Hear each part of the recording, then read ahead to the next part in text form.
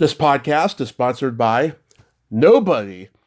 Hey dudes, welcome to Splat from the Past, the only 80s themed horror sci-fi show where things can get totally radical. Now today I will be talking to, in a very rare exclusive, the gorgeous, the talented, the funny, Samantha Harper Macy. Samantha made a name for herself in the 70s on Mary Hartman, the classic soap opera parody sitcom.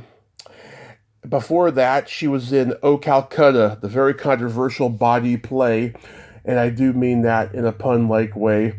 That was very popular on Broadway and very controversial for its time. I saw it on VHS as a kid in the tape performance. We're going to celebrate the 50th anniversary, and she's got a book out, Naked in No Calcutta and Other Stories, a memoir. She was married to the great comic actor Bill Macy, who was one of the stars of Maude, which Samantha guest starred a few times on that show. She was in a lot of great movies too, Bound for Glory, Brothers, I Ought to Be in Pictures, I Never Promised You, or Rose Garden. She did an episode of Tales from the Crypt with her husband, or not Tales from the Crypt, Tales from the Dark Side with her husband Bill, and we'll get into that as well, and I can't wait. I love talking to people who are body. I just love it. This is going to be a great conversation today. So yeah, here is my interview with Samantha Harper Macy. Hello? Hey Samantha, welcome to the show. How are you today? Well, good. Hi, Tommy. Hi. Hear your voice. Oh, thank you. Yes, this is such a tremendous honor. Thank you for taking the time today. Well, thank you for inviting me. Absolutely. So let's start with your memoir, Naked, No Calcutta, and Other Stories, which I'm going to order soon, by the way. What made you want to write a memoir at this stage in your life? Well, actually, I didn't start out to write a memoir. I just was writing little short stories and a poem to every man I have ever loved. Oh. And I started doing that about 10 years ago. And then I joined this class called Actors or Artists for Artists. Mm-hmm. And I was just reading these little short stories, and this man in the class said to me, "You have to commit. You have to make this a book." Mm-hmm. And so I committed to it, and it came together really in a magical way. So I was so one of the actors in the class gave me a title called "Before I Forget." Oh yeah. And I didn't take that title, although it's wonderful. I took a title that Bill Macy, my husband, gave me, Naked in Old Calcutta and Other Stories, because he was in love with William,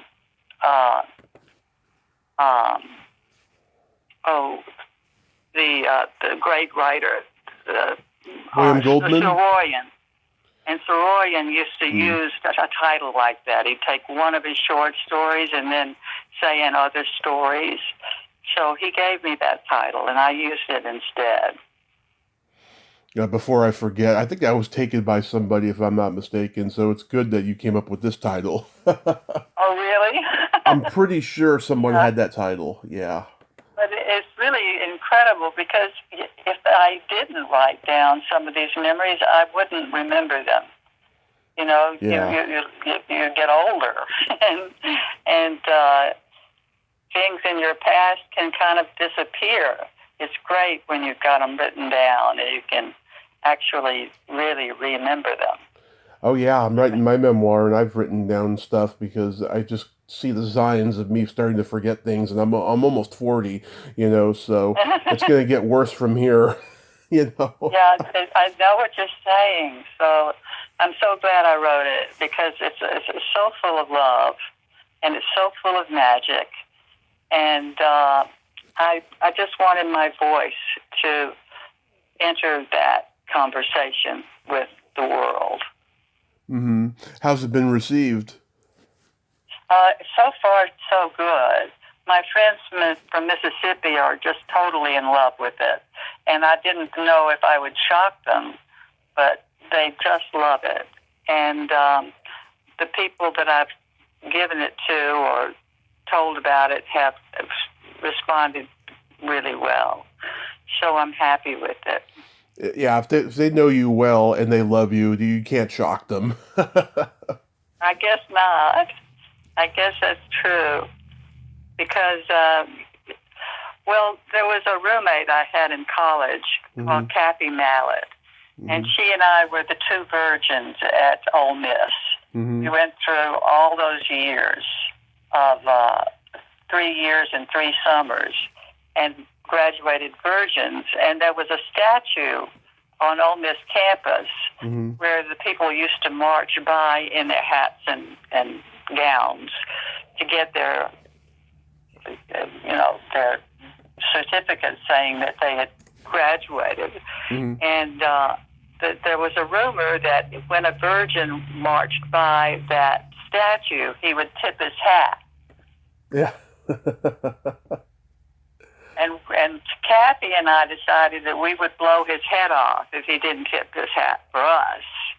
And fortunately, we graduated in the summer, and they mailed our diplomas to us, so this poor little soldier didn't have to go through the indignity of having his head blown off. But we were very proud. We polished our halos of how innocent and virginal we were when we graduated from college. Yeah, that's so awesome. So, going back in time, what age did you start gravitating toward acting? When I was in the 3rd grade, I went on stage for the first time, and I played a flower. And I fell in love, and I just knew that's where I wanted to be. And when I had to take the test to see what your talents are, I cheated so that I would always look like an artist. Every answer I chose was, I didn't want to be a business person. I didn't want to be a homemaker. I wanted to be an artist. And so I dreamed it. Through high school, and I dreamed it through college. And I found out I really liked acting. And then I found and I also, the sports in Mississippi were not big. The guys used to hide behind trees and try to I'm really tall. And they would try to capture me to play basketball. And I fled from them, and I became a majorette. And I could show off, and I could enter contests and beauty contests and talent contests. Anything just to get to show off, Yeah. And so you started doing school plays and community theater? Yeah, well, school plays, we didn't have community theater, but when I went to Ole Miss, I was cast in shows at Ole Miss. And I write all about it in my book. It was a magical time. And I was there when the riots took place because James Meredith was the first black person allowed into Ole Miss. And we were right in the middle of that riot. And my parents came to try to rescue me, put me in the car, and drove me toward Batesville, which was only 32 miles away. And all the way, and I was screaming and crying, take me back, take me back, take me back. If everybody that wants peace is leaving, and who is going to be in charge of this campus? I want to go. And they turned around and drove me back and let me out at the back of my dorm.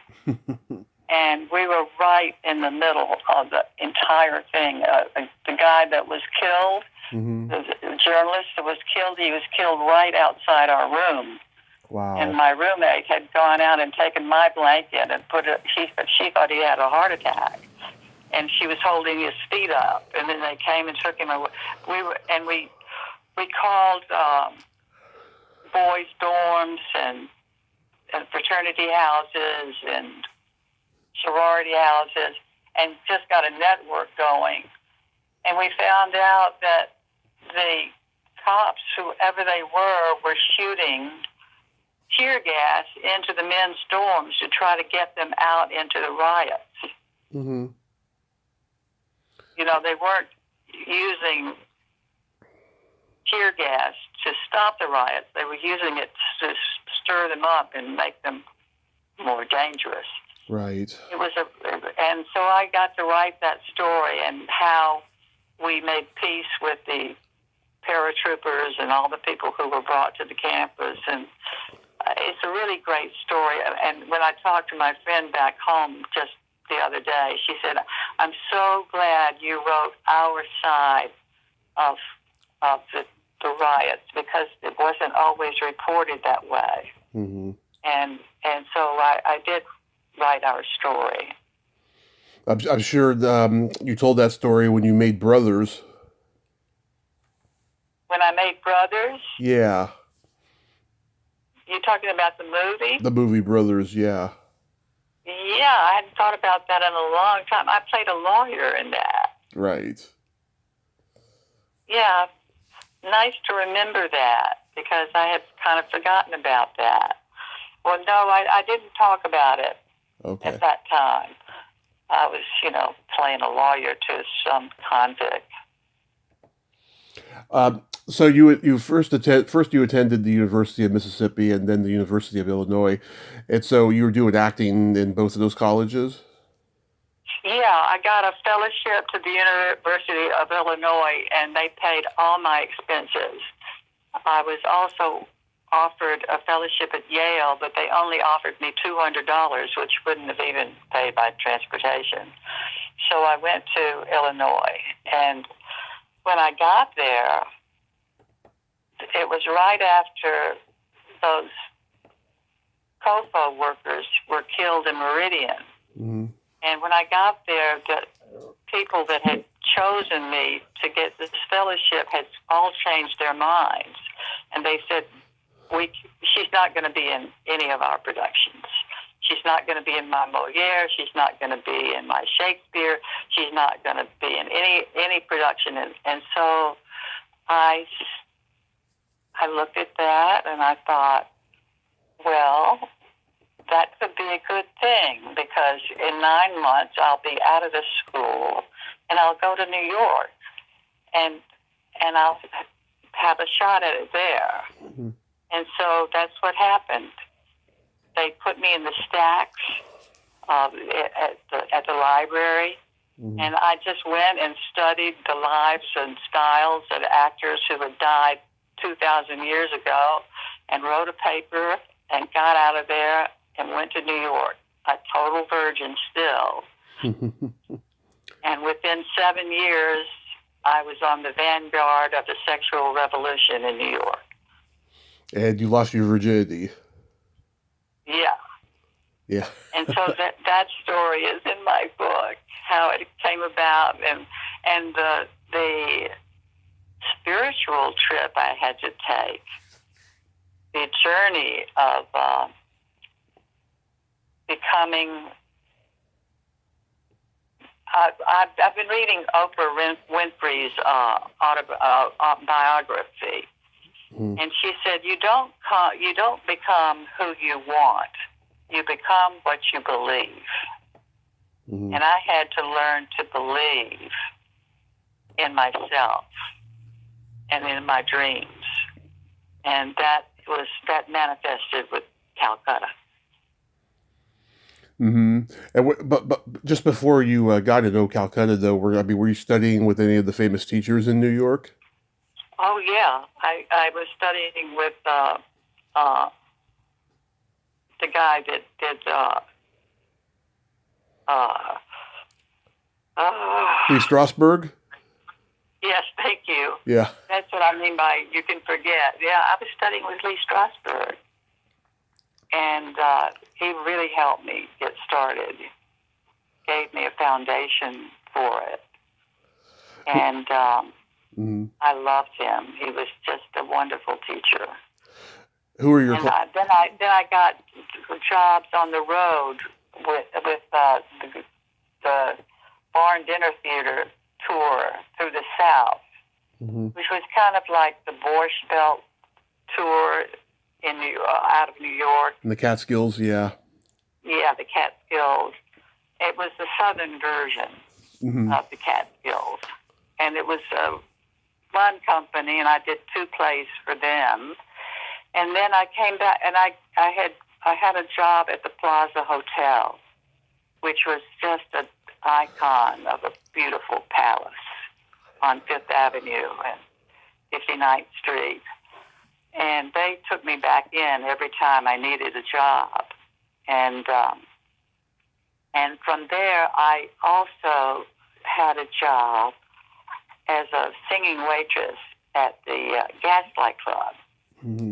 And so I was in Roaring Twenties versions of the things that the Playgirls wore, you know, but kind of classier. And I sang with the different bands that were in performance there. And that was kind of how I got ready for my audition. That and seeing Hair. When I saw Hair, it just changed my life.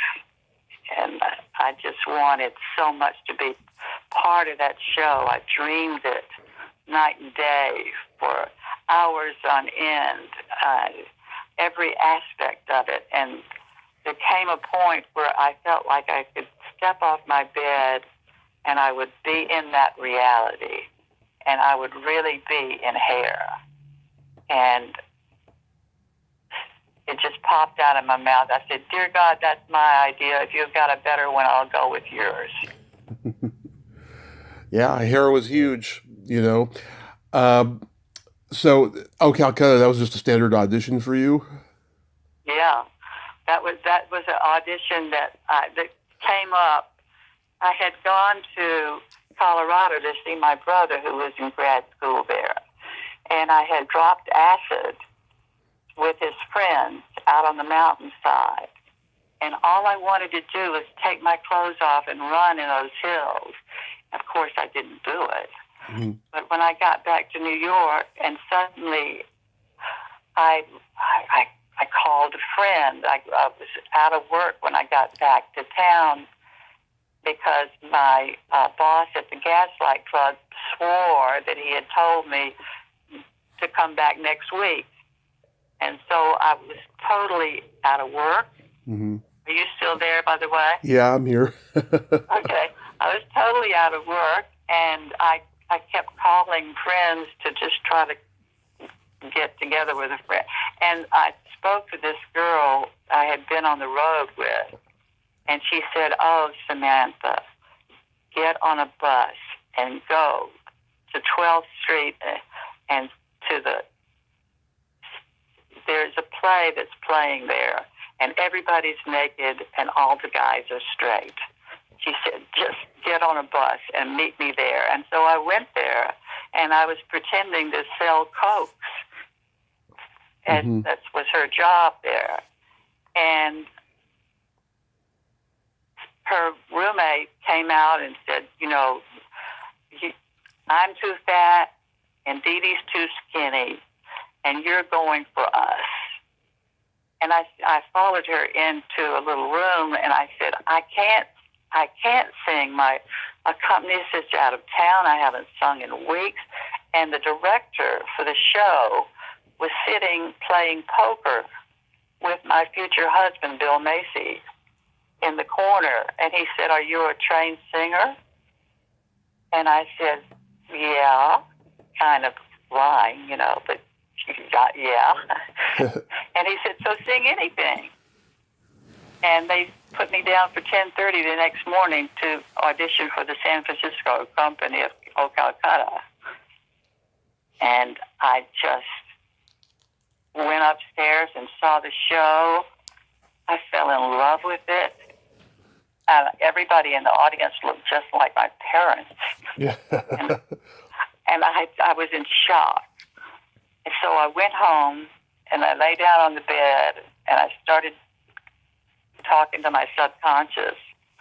I said, okay, subconscious, if you're so fucking smart, what am I going to sing for this audition?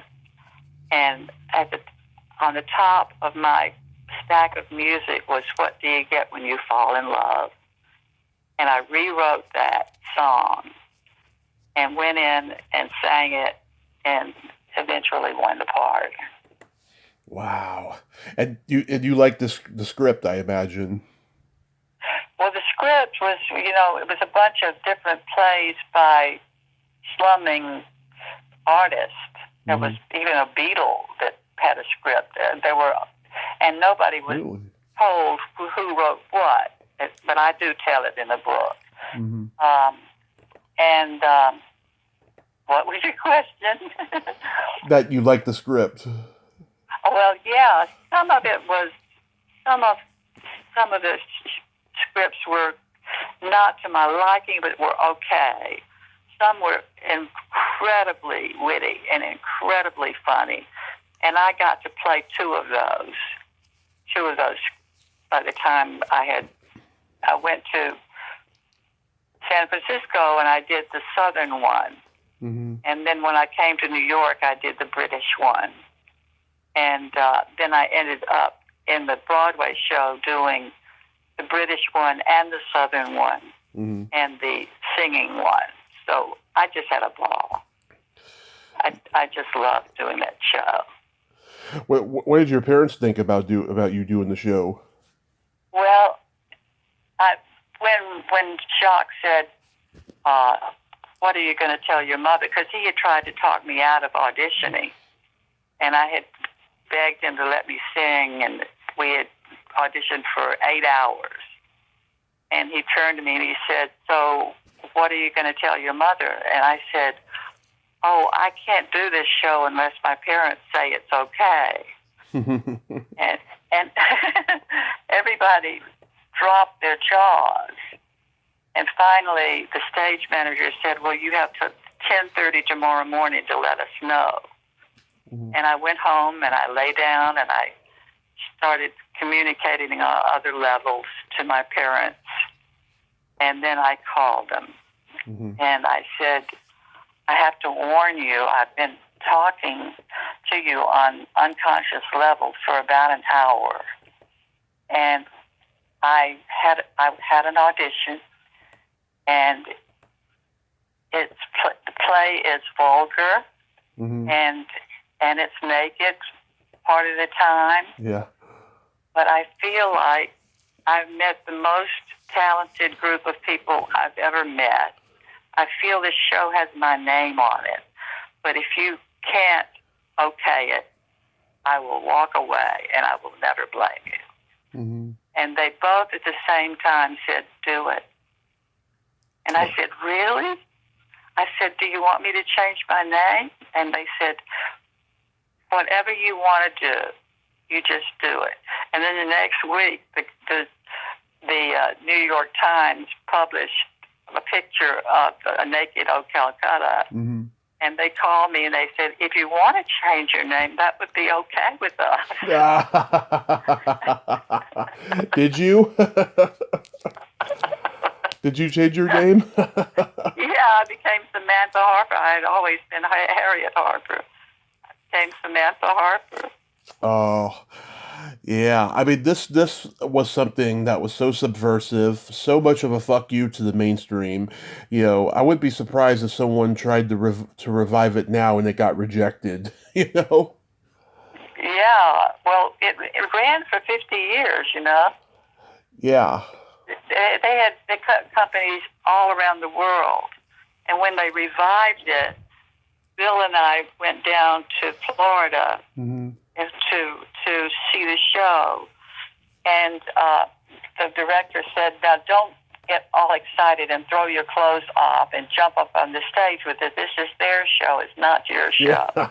And I said, Jacques, I'm wearing a Chinese outfit that has a huge obi sash, and I am so not going to jump on the stage. I promise you, I will control myself. But it was a temptation. It was just such a joyous, beautiful,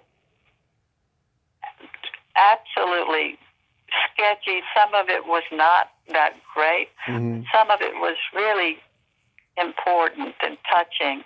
And it was the spirit of the people in it, the happiness and the joy. I mean, they looked like they'd been let out of jails. Yeah. You know? They were just there was a light coming through them when I saw the show that night. And I just said, I have to be part of this. I have to be part of this. And I could never have been in the original show, the people who actually did it the first time. Mm-hmm. But I could do the revive. I could go to San Francisco and do a second show. I was ready for that. Yeah, I mean, even Groucho Marx said on even he brought it up on the Dick Cavett show. You know, he was offered to go see the show, and he wouldn't go because it was so dirty. Bless his heart. I sat next to him at a nice dinner at Four Seasons, and he was so funny. Mm-hmm. And he said, "Watch this." He said, "Everything I say, people will laugh." He said, "Watch this." And one of the wives of a critic walked over and said, "Oh, Groucho, I'm so glad to see you." And he said, "You're a fool." He died laughing and walked away. He said, "You see, I can say anything. Yeah. I can say anything." But he was a character. I liked him. Oh, God, he was one of the best. Oh, my God, that guy could make a wisecrack like no other. No other. What a guy. Yeah, and that go ahead. That little actress that was playing the older lady in what was her name? She was in a play about it was Hal Ashby directed it, and it was a young guy, an 18-year-old boy, and a love affair with her. I can't think of her name right now. But Ruth Gordon. Yeah, Harold and Maude, yeah. Yeah. Mm-hmm. So she came to see the show, mm-hmm. and she said, if I were young and beautiful, I would absolutely be in that show. Yeah. But I'm too old, and I can't do it now. But I would absolutely be in that show if I could. Oh. Yeah, You're such a rebel. Yeah. Yeah. Starting at the age of 4, I used to see the taped performance VHS on every video store shelf, and my mom wouldn't let me rent it for so long. But then when I was like 12 or 13, I finally did, and I just loved it. My sense of humor is so body, and it really got me excited in more ways than one. I was going through puberty at the time. You know, I had a hard-on the whole time. Well, Hal Ashby was a great director, mm-hmm. and that was one of his first movies. Oh yeah. And he did Looking to Get Out. He did Coming Home. Mm-hmm. He did 20 years of mega hits. Oh yeah, he did a lot of great movies. I mean, you also did Bound for Glory with him. Yes, I had a little part in that, and I loved that. That was the last day of the shooting, mm-hmm. and I had a bigger part in Looking to Get Out. Yeah, playing opposite Burt Young. Yeah. And Burt was a champion. Oh, he's great. And John Boyd was a champion, and I taught acting, and John was in my classes, and he helped me teach. He just was amazing. So this is where you met your husband, Bill Macy. Was it love at first sight? No, at first sight, you're talking about at Calcutta. Right. Yeah.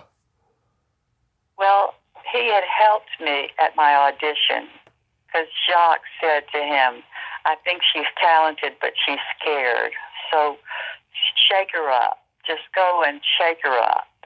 And so I'd be singing, and he would come and kiss me and then drop me on the bench and walk. I thought he was nuts, but he loosened me up, and I got the part, and I went out to San Francisco and did it. And when I came back to town, he was at the intramural baseball game that they played. The different teams, the different Broadway shows played. And he was coaching at first base, and I walked up to him and said, Bill, I just wanted to thank you. And he said, pardon me, I'm watching a game here. And I said, oh. And he just brushed me off. So I went into the New York show because I was getting ready to do the movie. And I was doing the English part. They wanted to see me do the English part before they put it in the film. And he was standing in the back. And he came running backstage, and he said, you were amazing. And I said, excuse me, sir. I was just on my way out. And we just jockeyed back and forth. And when I went to the first rehearsal, he was waiting, and he grabbed me and kissed me. And I thought, oh, that was a good kiss. And then he asked me out, and I said, no, I'm not interested. And then he would get called, and he'd go up on stage, and he'd be brilliant. And I thought, gee, this guy can really take care of himself. But I kept saying no. And so when we finished the show, we ran into each other on the street, and he said, let's go to Margot's house. And Margot was the choreographer of the show. And so we went over, we smoked some great dope, and he pulled me over and sat me down in his lap and said, want to come home with me? And I said, look, I was really stoned. So I said, look, we both know it's going to happen, right? And he said, right. And I said, well, it's not now. And he said, well, here, let me write down my name and phone number, and you just call me and tell me when it's happening. And so I went to Bermuda with a bunch of friends, and it was my birthday. And I said, I want one man in my life. And they all almost fell out the boat laughing. And I said, no, it's my birthday, and I'm saying, I want one man in my life. And I went home, and I was looking through my little book, and I saw Bill's name. And I thought, that guy always really liked me. And I called him. And I didn't know that he was in bed with another woman, and that she had just said, do you love me, when the phone rang. And he sat and talked to me for an hour, and I was just about ready to hang up. And he said, you want to come with me to a show at La Mama tonight? And I said, sure. And so at that show, it was in Portuguese. We didn't understand a word of it. But this woman died, and the man jumped on her in the bed and made love to her when she was dead. It was La Mama, So we went. He said, I have a slip up in my room. Would you like to come with me back to my room? And I said, sure. And we were never apart after that.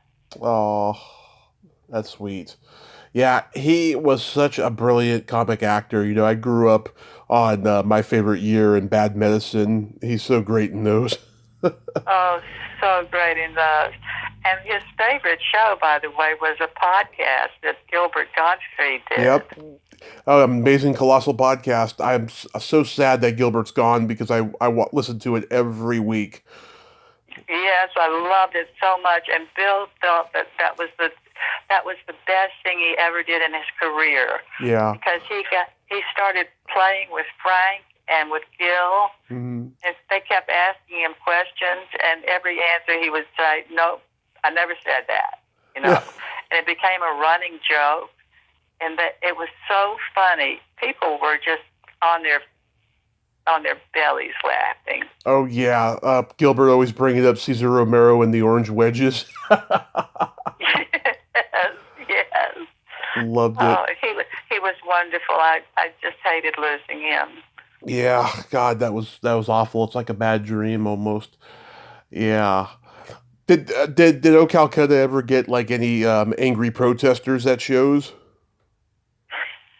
Not really. When we were in San Francisco, the cops used to raid the show and carry away two of the characters. Mm-hmm. It was a scene. It was a like Harper Marx scene where there was a girl lying on a table. It was a takeoff on the Masters and Johnson's test. Yeah. And it was Jaspers and Bronson, and but one girl was on the table and she had electrodes, and there was another guy lying on top of it with electrodes, Mm-hmm. and they would get busted and taken to jail. Mm-hmm. We had a really good lawyer, and they'd get out. But no, nobody was ever hostile to the show. They would start out being a little nervous or scared or intimidated, and then they would start loosening up. And by the end of the show, they'd be on their feet, Mm-hmm. standing up, and it was life-changing show. Yeah, there was a play that turned into a movie called Equus, and I talked to an actor who was in the stage show of it. They were doing a performance in Toronto, Canada, where he was from, and there's a guy who stood up in the middle of the performance and just caused a ruckus, saying, this is offended. I'm offended. I'm never going to support this theater company again. And he walked out. I mean, he interrupted the whole show because he was offended by this play. It was called Equus. Yeah, Equus. I remember that. I remember seeing that play. I don't really remember what it was. It about homosexuality? I believe so. Yeah, because I vaguely remember it myself. But well, people get very uptight about those kind of subjects. I know. And Jacques said, in fact, one of the plays that was written did not get done because it was political. Mm-hmm. And Jacques said, we're not going to make this about homosexuality. We're not going to make this political. We're one subject of men and women together is enough for people to take on without, making it so complex that they're, not able to handle it. Mm-hmm. Yeah, I mean, of course, with the internet, it's gotten much worse. Political correctness and people calling each other out. It's insane. It is insane. I mean, if Bill Macy hadn't asked me out 100 times and kissed me dozens of times, I wouldn't have fallen in love with him. Now, if you do that, yeah, you're taken before the courts. It's just, I mean, that's what men are supposed to chase women, and women are supposed to be able to take care of themselves and say no if they don't want it. And what's the big deal? Oh yeah, yeah. I don't get it. I just don't. But you worked with your husband again, of course, on Maude. Did you have fun doing that? Oh yeah, I just had a little play. I was playing his friendliest employee, his friend, what was Finley's Friendly Appliances, and I was the friendliest girl who worked there. And they would find me under coats with guys at the Christmas parties, making out.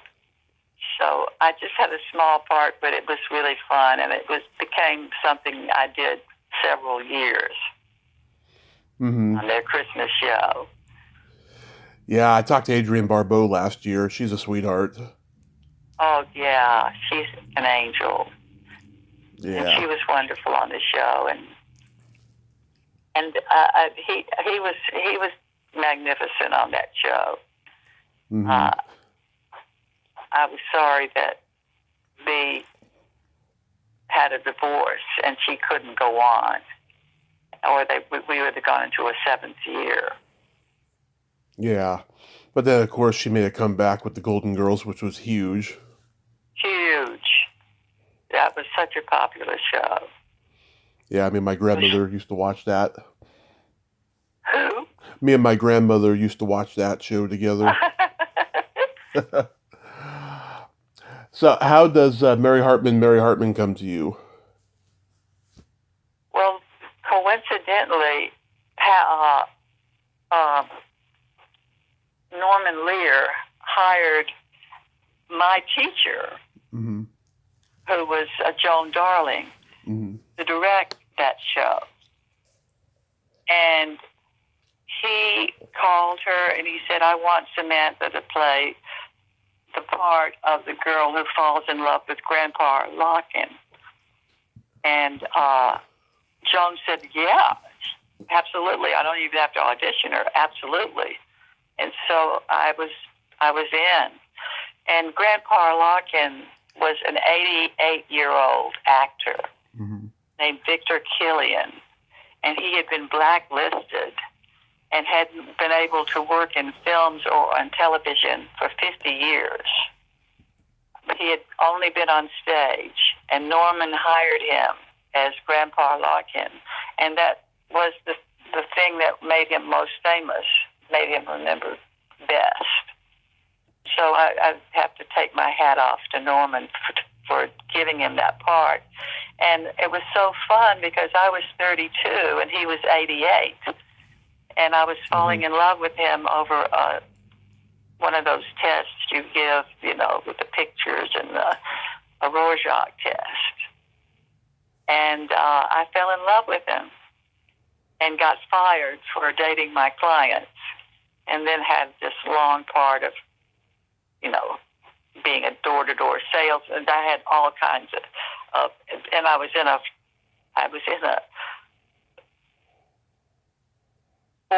four-way love affair with the cop on the show.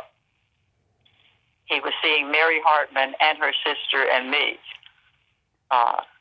So we had fun on that show. That was a fun premise, and it had never been done before. Yeah, it was new at that time. And Greg Malavy, I talked to him like when I first started the podcast. He's a great guy, really great guy. Who, Norman? Greg Malavy. Oh, Greg, yeah. Greg was great. He was playing her husband. Yeah. Yeah. Why do you think the show didn't last, though? Well, the girl playing Mary Hartman, wanted to go in a direction where she was crazy and was put in a mental institution. And she got her way, but that didn't do very much for the show. So the second season, I think it only went through 2 seasons. And I was in the first season, and then I got cast in another show that was, done by the same company, the Lorenzo and Henrietta music show, and Joan was also directing that. And Norman didn't want me to be on 2 shows on the same network. And so I had to choose, and I chose to do the new one instead of going forward with Mary Hartman. Yeah, people have told me that Louise Lasser is a diva. Did you find that to be so? Well, yeah, she was a riot. She was a riot. She had this birthday party at her house for her dresser or her hair. I don't know exactly what Sandy was doing with the show, but she threw a party for her. And then she went out and got herself arrested for cocaine. Yeah. So she went to a store and said, "I want to buy this doll's house, but I don't have a credit card and I don't have my purse with me, but I'm famous, so you should just send it to the house." And they said, "Well, we can't do that." And she sat down and pouted, and the cops came and they went through her purse and they found cocaine. So she came home that night late, all Mm-hmm. and sat in her room, and different people would come and say, "Don't You're starting to break up. watch the whole." When they, You're starting to break up, Samantha. break, huh? Yeah. Let's see. Is this better? Yeah, this is better. Yeah. Okay. So I said, "Louise, I'm on to you." I said, "You're having a ball with it. You could not let this party be for Sandy. It had to be all about you, right?" Mm-hmm. And she said, "Right," and died laughing. I talked to a couple of the early Saturday Night Live writers. They told me hands down she was the most difficult guest that they ever had. Oh, she was very difficult. She was, but I got a kick out of her. Yeah. I write about that in my book. Yeah, she stormed off the stage during her monologue on Saturday Night Live, and Chevy Chase saved the monologue by knocking on her door in his shark costume. She was a handful, that one.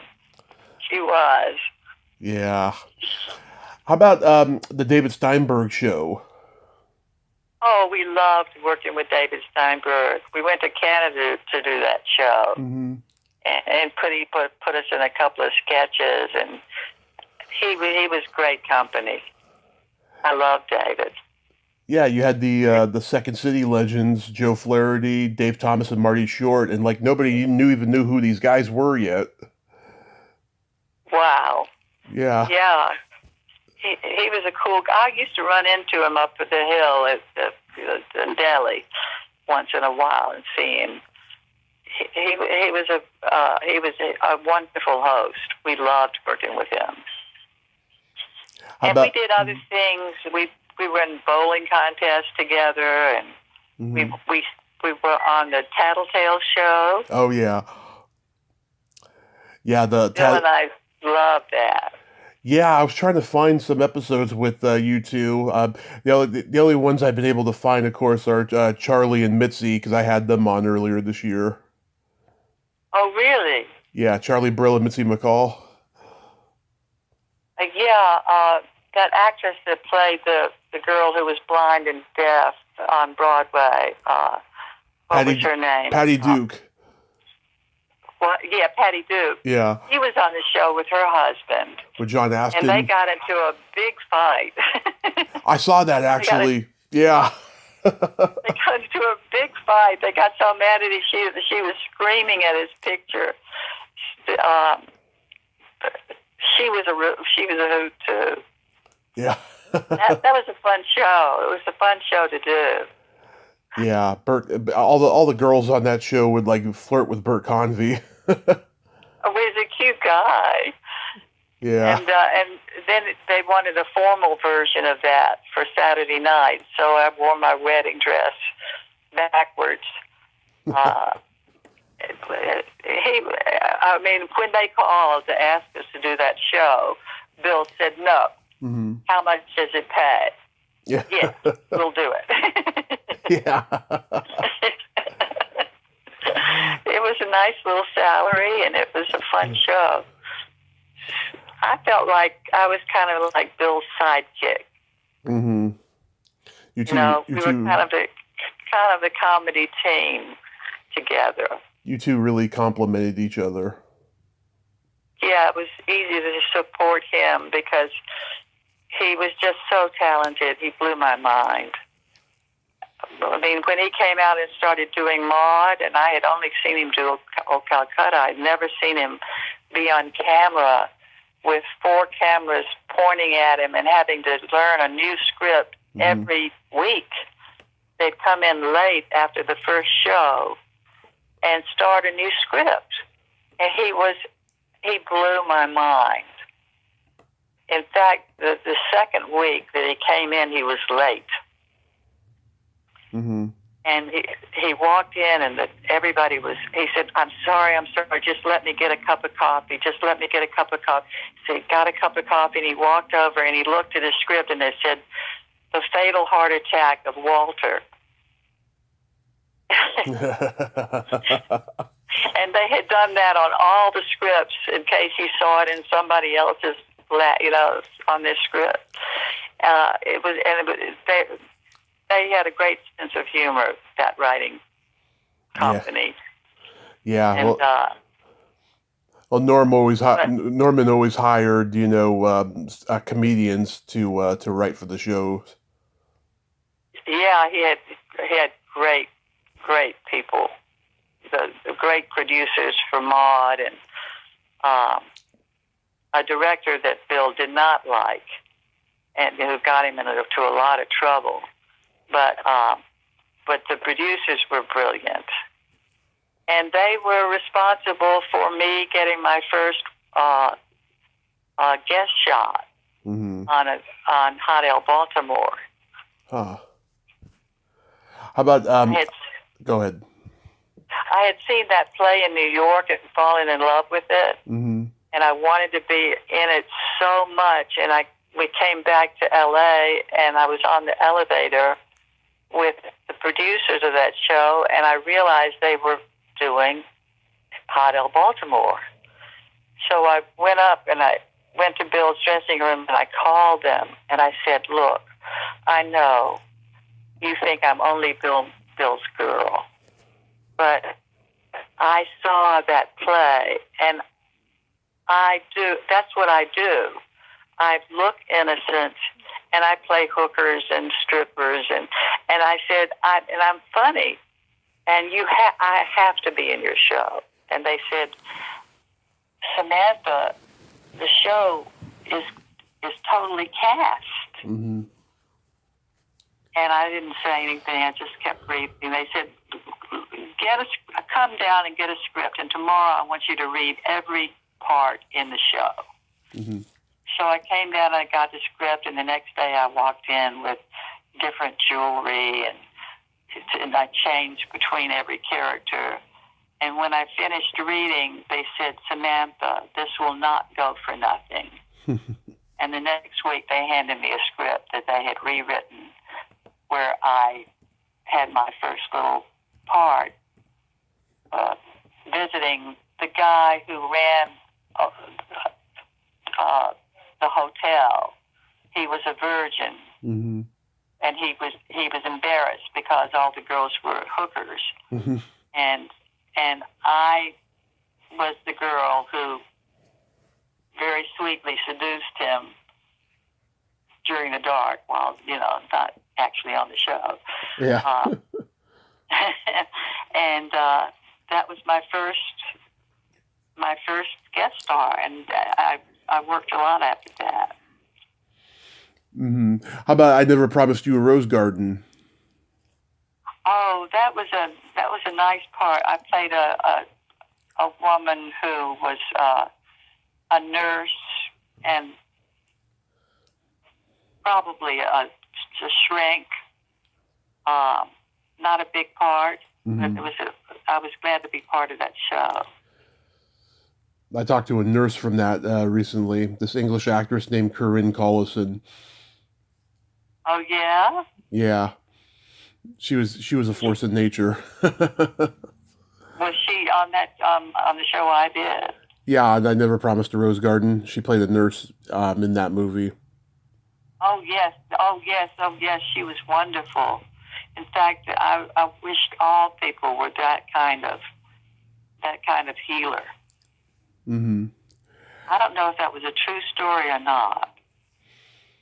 Yeah, I think it may have been, if I'm not mistaken. I think it was too. She was wonderful. I remember the episode of Mork and Mindy you did. Mork and Mindy, that's right. I had a fun little part on that.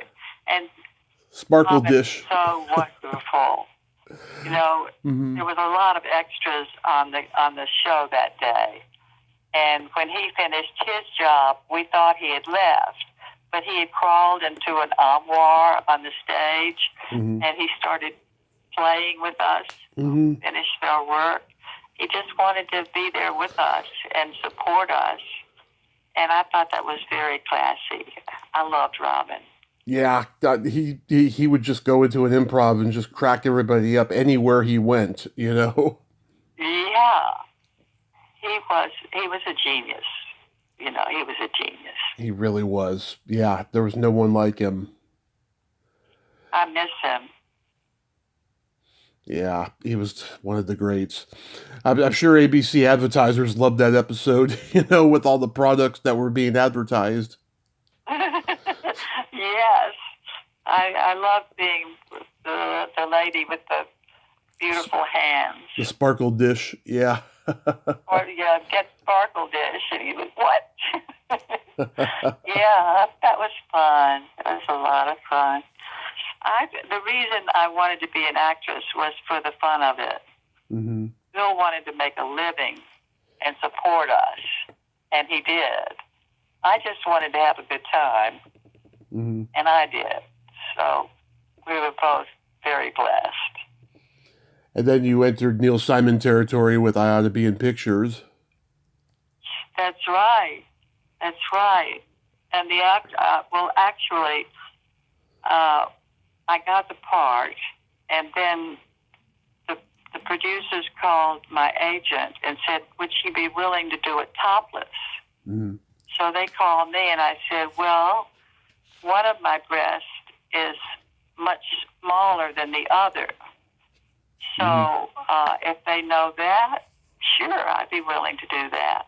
So he called him back, and he said, they'll pay you $250 for the small one and $500 for the large one, in addition to your salary. And I did the part, and the actor playing opposite me wouldn't come to the set when I was topless. So I had to do it just to the camera because he was too shy. What was his name? See, that's what happens when you get old. It's not Walter Matthau. Was it Lance Guest? It was Walter Matthau. Oh, okay. Walter didn't. He couldn't do it. Interesting. I understood, you know. Yeah. Because he hadn't been in Old Calcutta. He hadn't gotten himself ready for it, you know. Mm-hmm. But I tell the story of how that we were gotten ready to do that play. Mm-hmm. And I think it's some of my favorite writing. The way we got the show, the way we were rehearsed for the show, and the way we were. Jacques didn't want us to throw down the gauntlet and say to the house, like us, or beg them to like us. He wanted us just to take our clothes off and let the audience decide how they would react to it. And so we were 6 weeks preparing for that show before we ever saw a script and just learning to be naked together. Mm-hmm. So, you know, they used exercises from Esalen, which was a thing in California where people more about the human experience. Right. How was guest starring on Aftermath? Aftermath. I don't really remember that. Okay, because my friend Lois Foraker was on that show. She played Nurse Coleman. She was the heavyset nurse on that show. So I was curious about that. Um, you and Bill did an episode of Tales from the Dark Side. Yes, we did, and Yeah. we knew the producer who was came out from New York, and that was a fun show. Yeah, everybody I talked to said they never got to meet George Romero on that show. George Romero. The guy who made Night of the Living Dead. Oh, no, I didn't get to meet him either. Yeah. Yeah, but that was a fun little adventure. Mm-hmm. Yeah. Well, and I did a lot of things together. We were very blessed.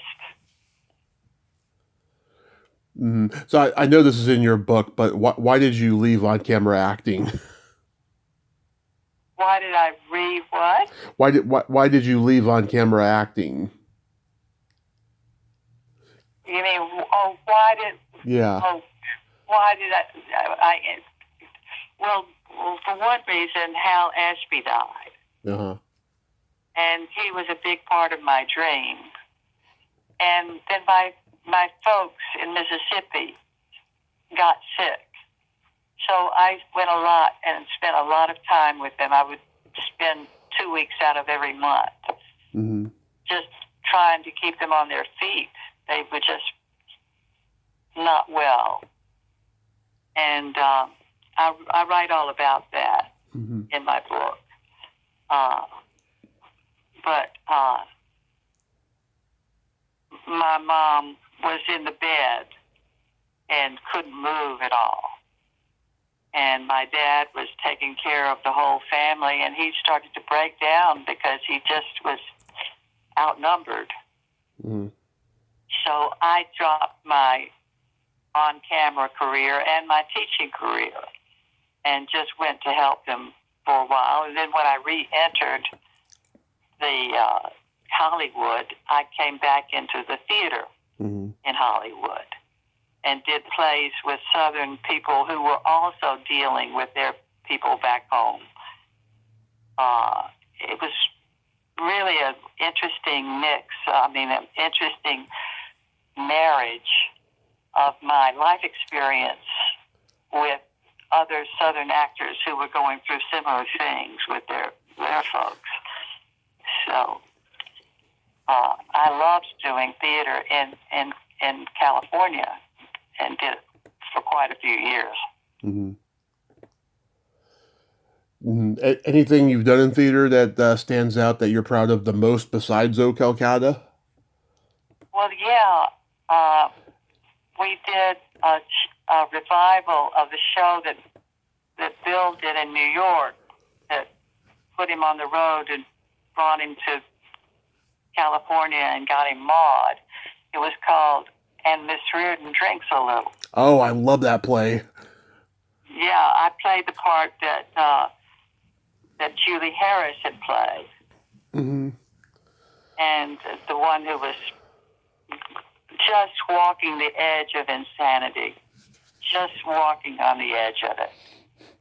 And it was and Bill, so he produced it, and he hired the woman who had won a Tony as his best supporting actress, who played his wife, Ray Allen, to direct our play. Mm-hmm. And so it was done very well, and it ran for many weeks, and won all kinds of awards. That was my favorite. And I also, a play I did about, it had a black actress Mm-hmm. in it. And again, I'm having to think of the name of the show. It was about a black girl and her husband who were divorcing. Mm-hmm. And I played his wife, his sister, who came over to help him pack. And I had a huge fight with her.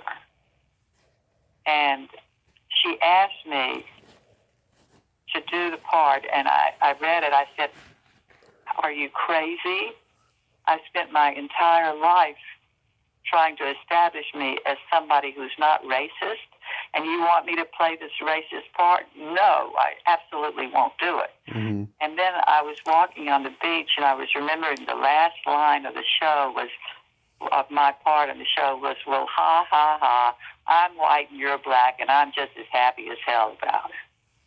And I started laughing, and I ran to the nearest payphone, and I called her, and I said, "Yes, I will do it." And she said, "Well, let's go raise some money." And we went and raised money and produced it, and it was a huge hit. Yeah. The Last Pet, no, that was another one.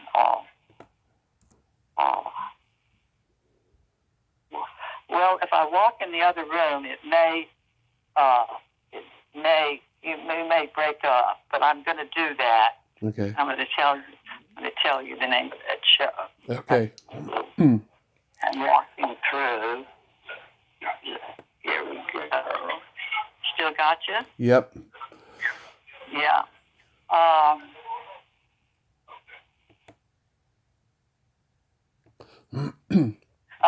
It was called The Gingham Dog. Okay. The Gingham Dog. Yeah, that was my favorite. Nice.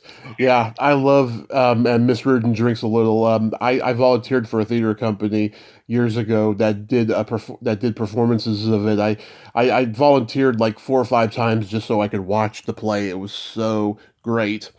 Um, I still remember a lot of the dialogue too, like, you don't have to say your wife, you could just say her name and we know exactly who you're talking about, Yeah. That was in Miss Reardon? Yeah. Wow. Yeah, Bill was catastrophically good in that part. Mm-hmm. So and we hired the guy who had played a little walk-on part in New York to play Bill's part mm-hmm. out here 20 years later, and he was great. How have things been since Bill's passing?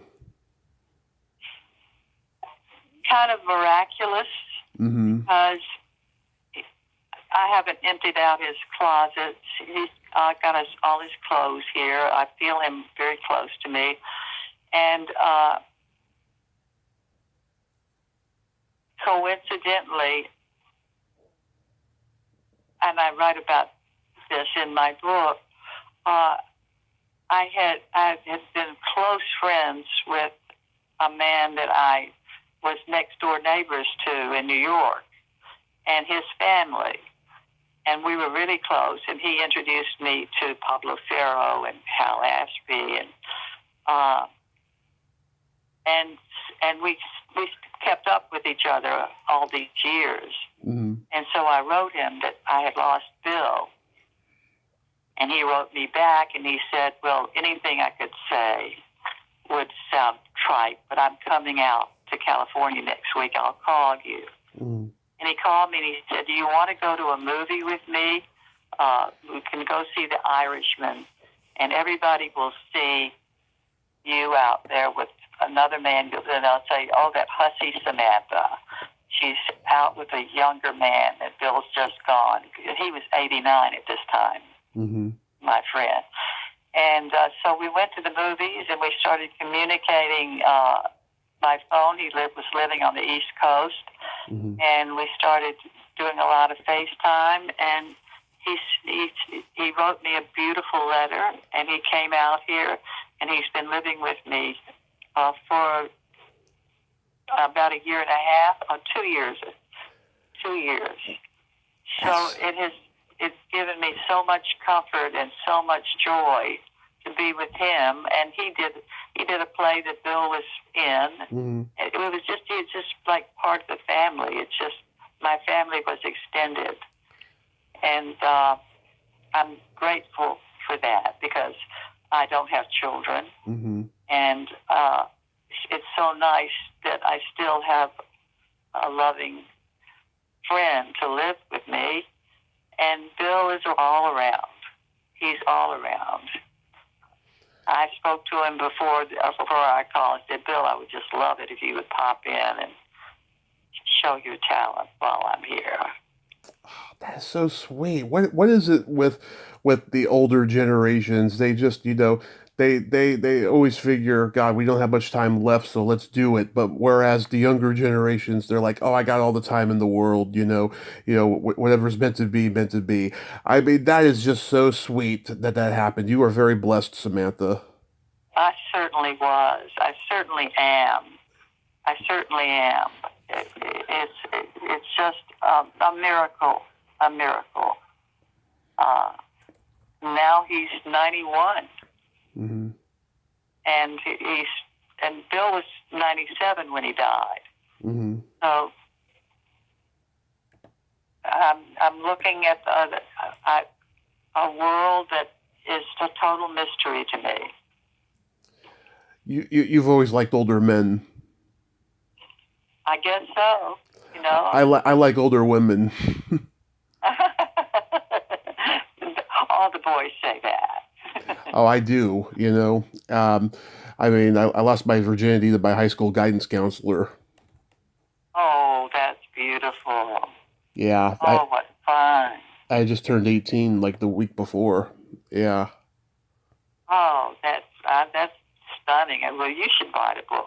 Oh, I am.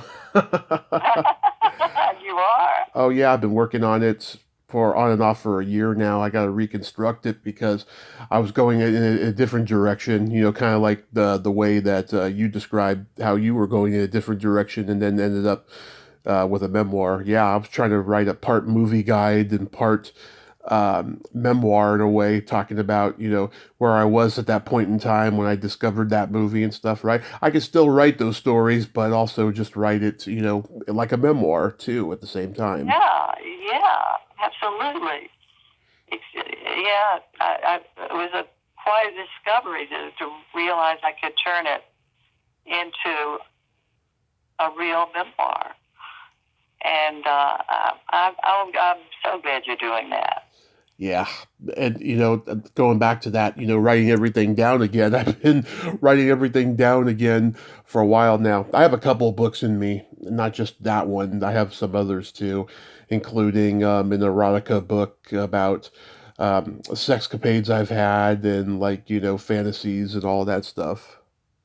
Oh, that sounds good. Yeah. What's it called? I haven't thought of a name for that book, but for the one that I'm writing the memoir, I want to call it Everything I Wanted for a While, which is partially Oh, that's good. I like that title. It's partially because of a song I like from the Bangles called Everything I Wanted, and it's also partially about how I'm a Gemini and I can be very superficial at times, and that I love instant gratification. And I've been in so many circumstances where everything was great and then it went wrong. That's going to be the underlying theme of most of the book. Oh, that's great. Yeah. That's great. Well, I want to write another one. I just haven't thought of what, Yeah. I mean, if you liked writing, keep doing it. I mean, it could be a tedious process, but if you really like it, you can keep going. Yeah, it keeps me sane. I'm sure you feel the same way. When you start tripping with your imagination, and I love it when all of a sudden you just get a hit, and you have to pull over to the side of the road because you have to write it down right then. That's the fun part of writing. It sure is. So we got to play by go ahead. No, I was just going to say I co-authored a book with Elena Yulo called Two Sisters Cafe, Mm-hmm. and it's about a magical experience, but really fun. So that's my only other writing adventure. Oh, you wrote that years ago? Yeah, we put it out, I think, in 2011, something like that, 2010. It took us 10 years to write it. Yeah, it takes a long time to write a book. It really does. And we almost sold it as short stories, and then they got cold feet, and they said people really want a novel. So it took us a couple of years to figure out how to write it as a novel, but we did it. Nice. It was fun. So we got. Well, I love it because it's your writing. So we got to play my secret silly game. This is where we enter Gilbert territory. Oh, yes? Yes. This is a series of silly slumber party questions. No win or lose. It's just pure benign fun. And how it works is I ask you the question, you answer it, then you ask me that exact same question, I answer it, and feel free to comment on answers because they'll be funny. All right. Okay, Samantha, are you ticklish?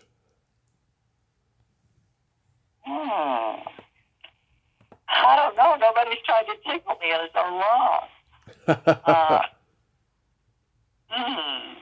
I think maybe I graduated from ticklish and went into eroticism. Okay. So are you ticklish?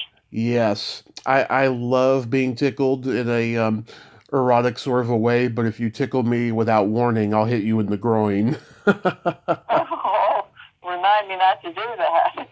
Yeah, I get a knee-jerk reaction. Is your belly button an innie or an outie? It's an innie. Love it. I think, yeah. Is yours an innie or an outie? It's an innie. Yes, we're kindred spirits. Yeah. It's my favorite part of the body, too. What color are your toenails painted? Purple. Love it. Yeah, they're bright purple, and they're really pretty. What color are your toenails? I'd like to see those toenails, and mine are not painted right now, but last time they were purple with sparkles. Oh, well, that's interesting. Yeah, I got those sparkles, too. Yeah. What would you say is your best personality trait?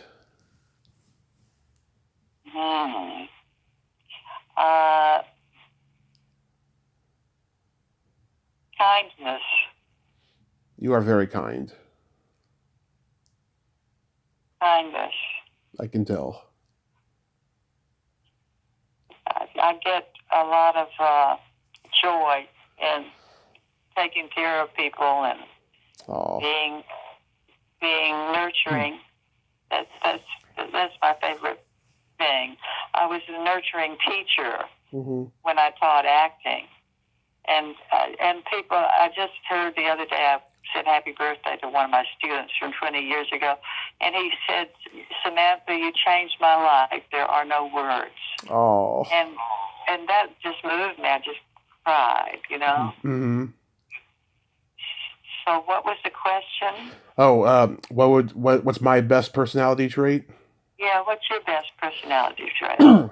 Well, being a Gemini, I have empathy and I have no filter. Well, that's fun. Oh, it is. Yeah. I know how to lead people down rabbit holes and make people look both ways before laughing. Oh, those Geminis. I'm just getting to know them. What's your favorite place to have a quickie in? Well, my favorite place to have a quickie in, I think my own bedroom. Okay. Although I think about airplanes, but I never have really done it. Oh, I talked to an actress once. She did it in a first. She loves to do it in first class bathrooms. I don't know why, but she finds it very erotic, I guess. Well, maybe then. I don't know about that. What is your favorite place for a quickie? Back when you could actually get away with it, in the back of a movie theater. Ooh, Mm-hmm. that's fun. And it is. And then my favorite question, is there a stinky smell that just makes you gag? Mm, I don't think so. Okay, so Uh, you have a good nose then. yeah, I believe in human body functions, you know, Mm-hmm. and whatever is happening. When you love somebody, you know, Yeah. what's the big deal? Do you have a smell that makes you sick? It's either farts or feet. I haven't gotten close enough to my feet to know. Uh, I'm really tall, so Yeah. It just can't depends. get too close to them, you know. Yeah. I have a couple jokes for you. Okay. You know the difference between a golf ball and a G spot? No. A man rather spend 20 minutes looking for a golf ball.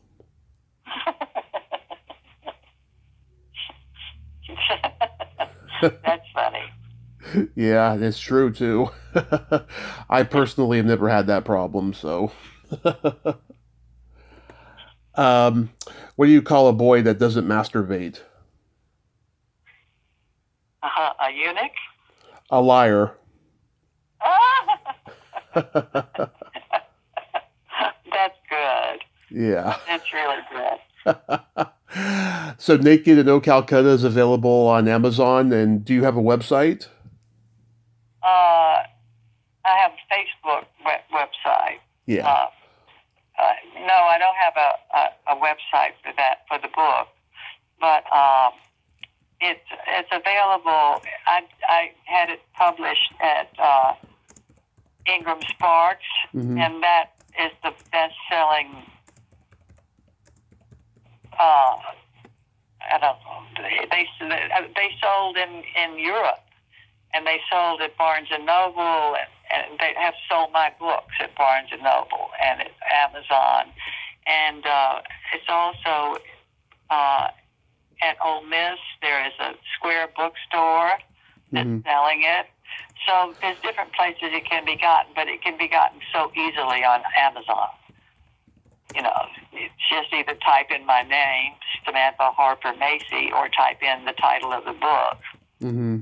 Naked in O Calcutta and Other Stories, and it should come up.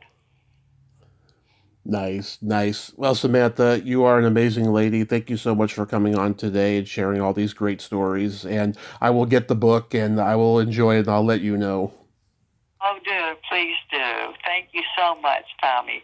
I loved our talk. Oh, And my pleasure. have a great day. Yes, you have yourself a great day as well and happy holidays. And have some awesome mind expanding sex. That's a great plan. Thank you. And Yes. you too. All Thank you. right. Bye bye. God bless. God bless. Bye bye. Well, there you have it.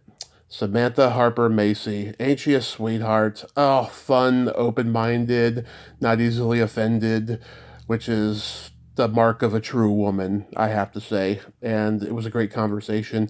I gotta get O Calcutta on VHS on eBay because I miss it. It should be on Blu ray and DVD. That's not fucking what's wrong with people and political correctness.